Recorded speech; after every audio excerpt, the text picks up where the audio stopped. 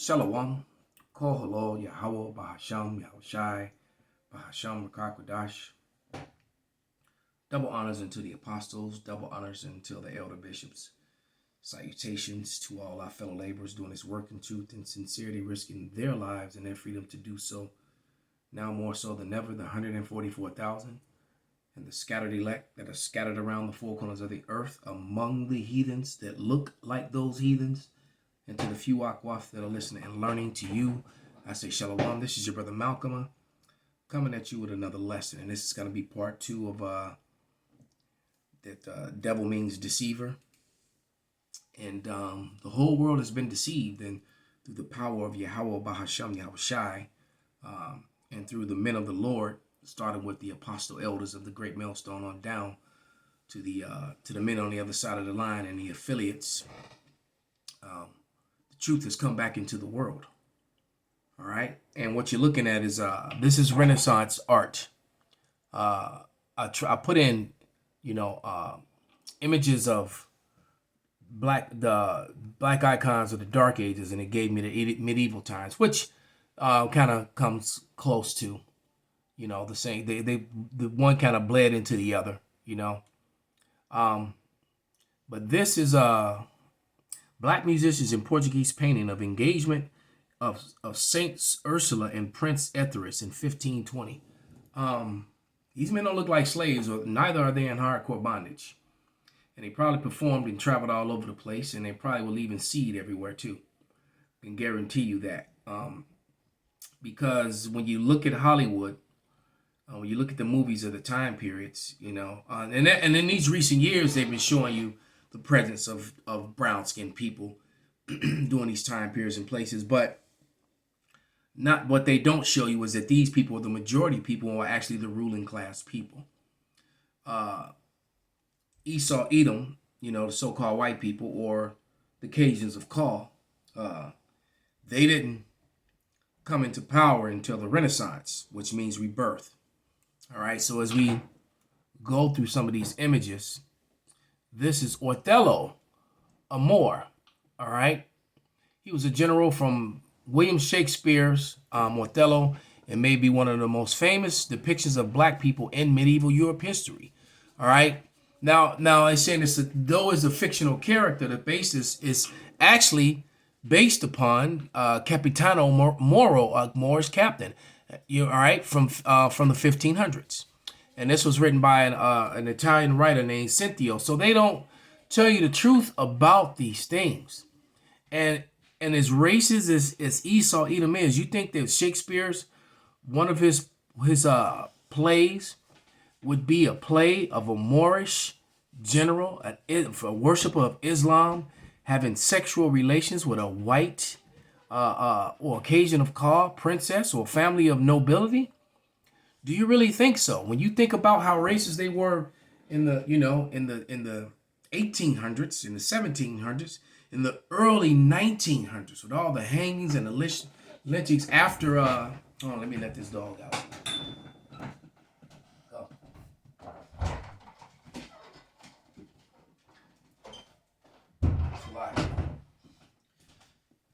The dog thinks he's a person. But as you recall how racist they were, how many men were murdered for having relations with cases of called women, and looking at them in some cases, that one of the most famous plays ever written would actually portray the sexual relationship between a so-called black man and a so-called white woman. No, Othello, that Shakespeare, there's no way that a white author would have done that, especially in the time span that we're talking about, according to them. The way, So here's the next one of Sybil. All right. And she's supposed to be an ancient goddess, a priestess foretelling the coming great events. All right. And depicts the Sybil and Agrippina, one of the 12 that foretold the coming of Yahushai. Notice the flagnium and the crown thrones, a symbolic object of reminding the viewer of Yahushai's suffering, is what the writer wrote about this particular peace. All right.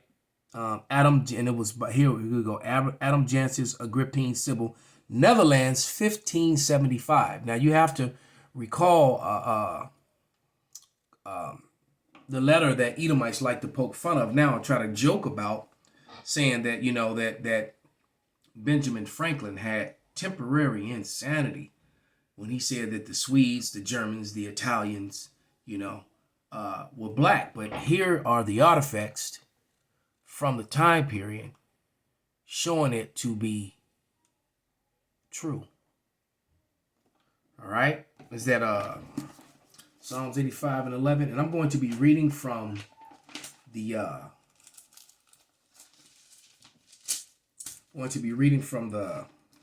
NLT today. I've got a beautiful brother, Kanasula, one of the elder brothers in the camp, gifted me this book. I just said I wanted to go buy one, and he went and bought it for me. So I'm compelled to read it, and though I actually talked about it on the line yesterday, we did a lesson, went in on it, a pretty detailed lesson. That though they tried to hide certain things, especially the scriptures that talk about the color of the Israelites, all those were changed. But then the other scriptures referring to the Israelites makes it clear that salvation is only up for them. All right, which is a point that I'm going to circle back to, because I'm going to read from John the 17th chapter. All right, and prove that, but this is all connected, because this is the missing link of history of the Israelites in their captivity and after they fell and when they were scattered and when they were scattered to. All right, this is Psalms 85 and 11, and it reads, "Truth springs from the earth and righteousness smiles down from heaven." All right, and that truth being all these artifacts that are still around today from the time period which is in controversy.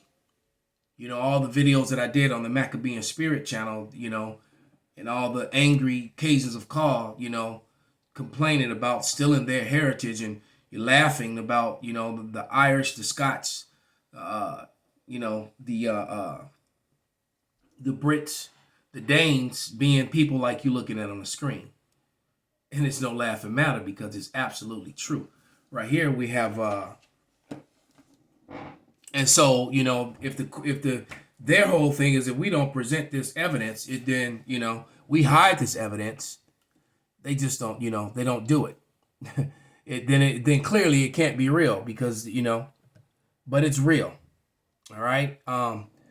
This is the book, The Negro Question. Just waiting for it to load up. All right.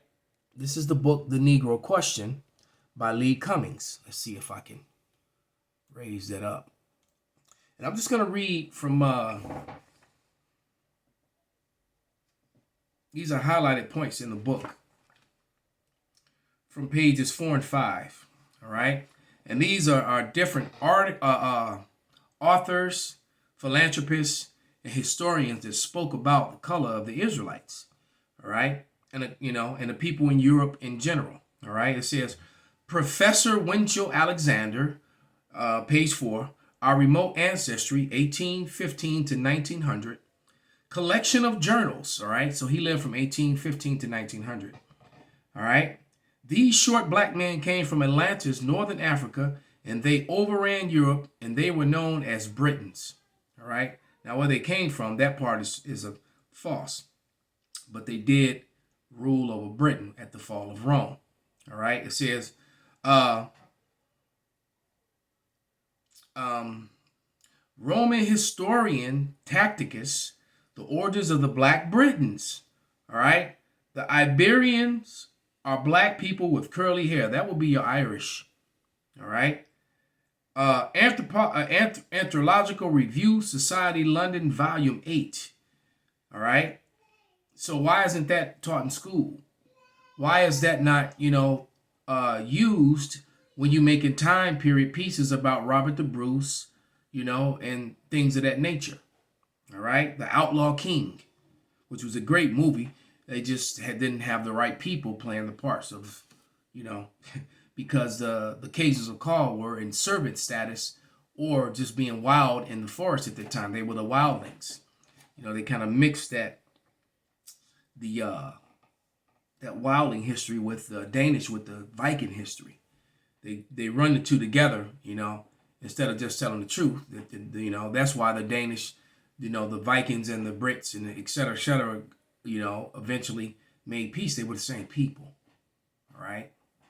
But this is also on page 4, Joseph Riston, The Annals of Chaldean Picts and Scots, volume 2, 7 and 27. Picts, all right, it's our brown complexion with curly hair. We always tell you that the original inhabitants of Europe were the sons of Japhet, the Picts, and those were your Samoans, your Hawaiians, your Tongans, etc. All right, the Rock's mother's people. All right, because the Rock looks like an ancient Pict, but he's actually a so-called Negro. He's an Israelite. His father's was a big muscle-bound Negro. The Rock basically was his father all over again. Just became way more famous. You can look up the Rock's father. His name was Rocky Johnson. All right, and he married a Samoan or Hawaiian woman, and now you have the Rock. All right. Ivan Sertima, African Presence in Early Europe, pages 225. The Britons look like Ethiopians. I met a very attractive Ethiopian woman just, what is it? It's Sunday on this past Tuesday. All right. And it's funny because Ethiopians and other people from that part of the world come to America, people from North Africa, and they actually get labeled as Caucasian, Caucasians of call.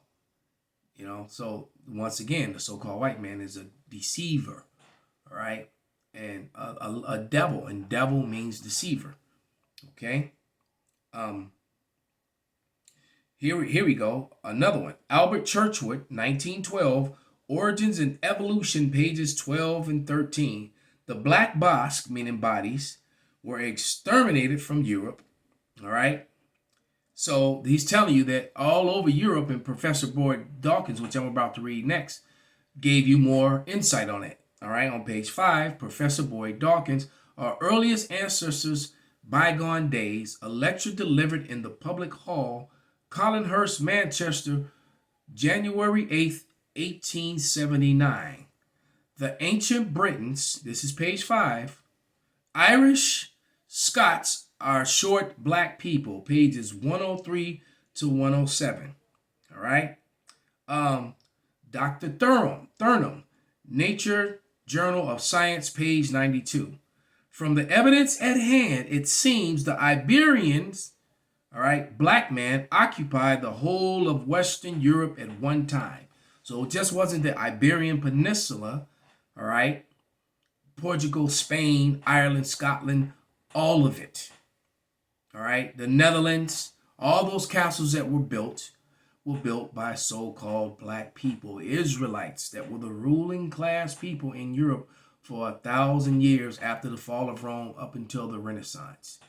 And there is hardcore evidence of this, which is why Hollywood whitewashed it in all their movies. Even still, they make so much money off Valhalla and all these Viking movies, etc., etc., but they're all fabricated when it comes to the color of the people. All right? Because racism sprung up here. Professor Huxley, 1870, The Iberian Race, page 332. The Iberian Basque black bones have been found all over Europe with his animals. All right? Basque meaning bodies. All right? And there it is, man. All right, let me read this portion. This is also a one paragraph on page 5, and then we're going to go to the scriptures. But it says, I have inserted the writings of 8 English white historians to show, see, these were all occasions of call. These were all Edomites, at least in appearance. Actually, the Roman historian Tacitus was more likely a Negro than and not because of the time frame. The Israelites, the Negroes, had taken over. And that's when you had your what they They admit it, but they don't, because they'll call them the African Caesars or emperors.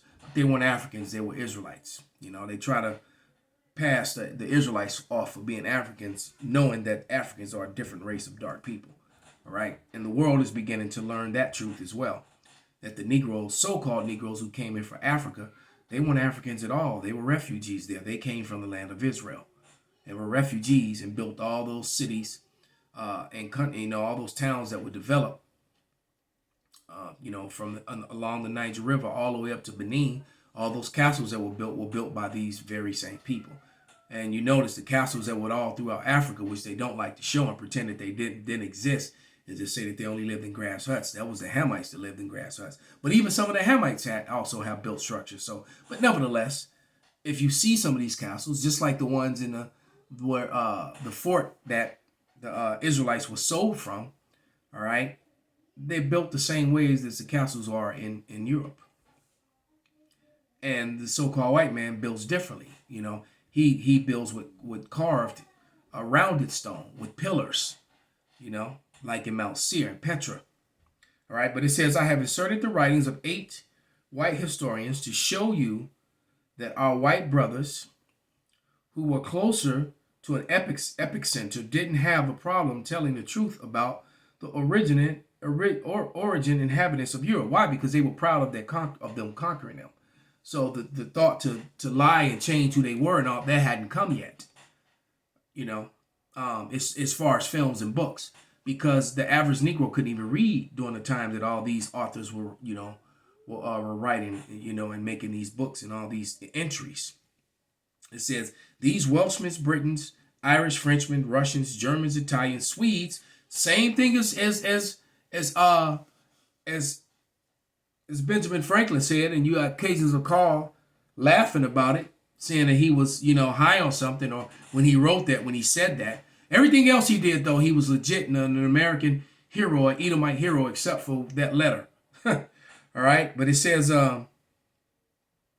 thousands of years before the English arrived in 449 A.D., and this will be proven by the writings of Professor Boyd Dawkins, Professor of Geology at Manchester University, London. Professor Boyd Dawkins was invited to speak in a public hall at Manchester Hall in January 18th, 1879. And basically, Professor Boyd Dawkins, his findings, his studies prove that what the Israelites teach on the highways and byways is 100% absolutely true. All right? And that Edom is a deceiver.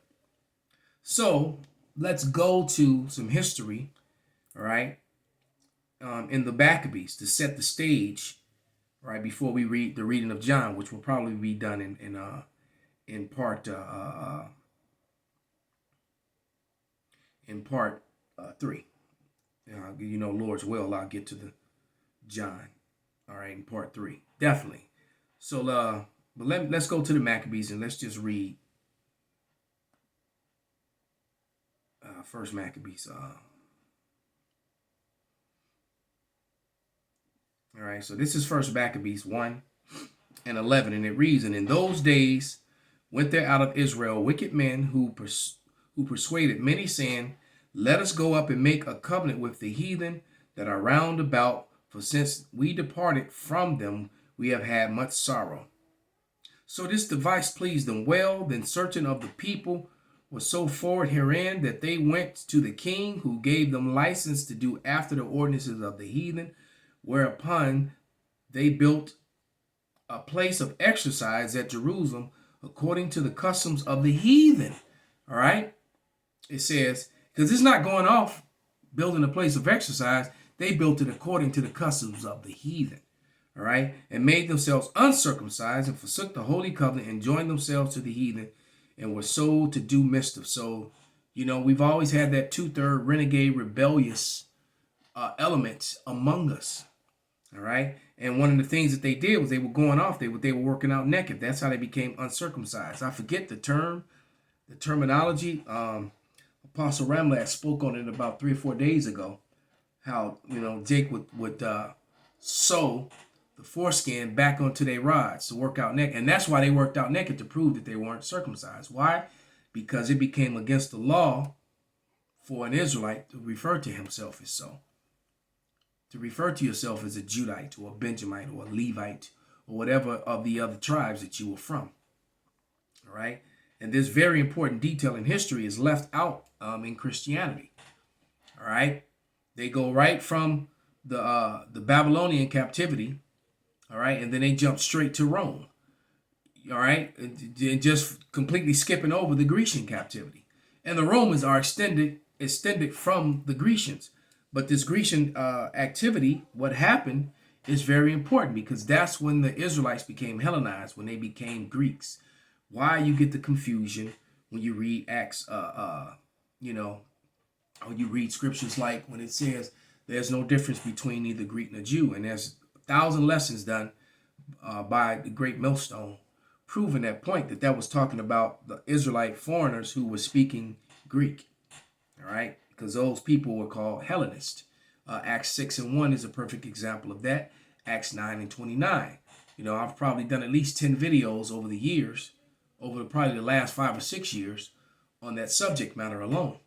All right, Acts 6:1 and Acts 9:29. You can go read those on your own. They refer, it says there's differences between, grievances, roughly paraphrased, between the Hebrews and the Grecians.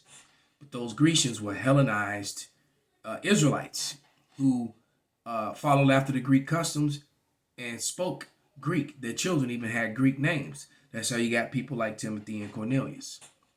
All right, which is going to be very important, having the understanding that I'm giving now, going into the next lesson. So jumping up to 1 Maccabees 1:41, it says, "Moreover, King Antiochus wrote to the whole of his kingdom that all should be one people, and everyone should leave his laws. So all the heathen agreed to the commandment of the king, and so they became a metropolis like New York. All right, and all these melanated people were there, and the Israelites and the Edomites all just dwelling together. All right, with the Edomites in charge, of course, because they love to bring everybody together, but they have to be the people in charge. And it says, yeah. Many also of the Israelites consented to the religion and sacrifice unto idols and profaned the Sabbath. For the kings had sent letters by messengers unto Jerusalem and the cities of Judah that they should follow the strange laws of the land." All right. And it says, "And it forbid the burnt offerings and sacrifices and drink offerings in the temple, that they should profane the Sabbath and festival days and pollute the sanctuary and holy people. Set up altars and groves and chapels of idols, and sacrifice swine's flesh and unclean beasts, that they should leave their children uncircumcised, make their souls abominable with all manner of uncleanness and profanation, to the end that they might forget the law and change all the ordinances." And many of the Israelites consented to this and did this, and this is how they became Grecians and Greeks. They became Hellenized heathens. All right? And we're going to talk about, and we're going to marry this lesson right to John 3:16 and then to John the 17th chapter. Who is it talking about? Because the Lord came back for those Hellenized and scattered Israelites among the heathens that looked like the heathens. All right. So we're going to go into that in part 3, Lord's will. Until the next lesson, Shalom, Kwam Yasharallah.